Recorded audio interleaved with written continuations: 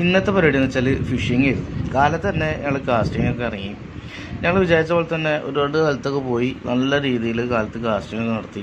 Fish കിട്ടാനൊക്കെ ഉള്ള ചാൻസൊക്കെ വന്ന് എങ്കിൽ പോലും ഞങ്ങൾ ഞെട്ടിച്ചതെന്ന് വെച്ചാൽ ഈ ഐറ്റംസാണ്. ഒരു പിടുത്തവും കിട്ടിയില്ല. അങ്ങ് ആ പുഴയിലൊക്കെ ആ ഭാഗത്തൊക്കെ എത്തിങ്ങനെ ഈ ജാതി സൈസ് സാധനങ്ങളൊക്കെ ചത്തു പൊന്തി കിടക്കുന്നുണ്ട്.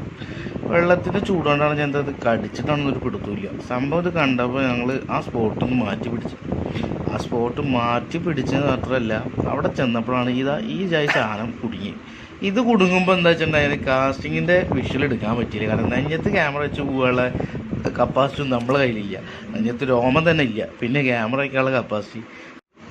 അപ്പോൾ കിട്ടാനുള്ള മുതലിനെ കിട്ടിയ സ്ഥിതിക്ക് പിന്നിപ്പോൾ അവിടെ നിന്നിട്ട് കാര്യമില്ല എന്ന് മനസ്സിലായപ്പോൾ നമ്മൾ പതുക്കെ അവിടെ നിന്ന് സൂട്ടായി. അപ്പോൾ നേരത്തെ കണ്ട പോലെ തന്നെ എന്തുകൊണ്ടാണ് ആ മീൻ ചത്തുപോകുന്നതെന്നൊന്നും മനസ്സിലാവുന്നില്ല. നിങ്ങളുടെ നാട്ടിൽ ഇതുപോലെ എന്തെങ്കിലും നടക്കുന്നുണ്ടെങ്കിൽ ഒന്ന് കമൻറ്റ് ചെയ്ത് അറിയിക്കണേ.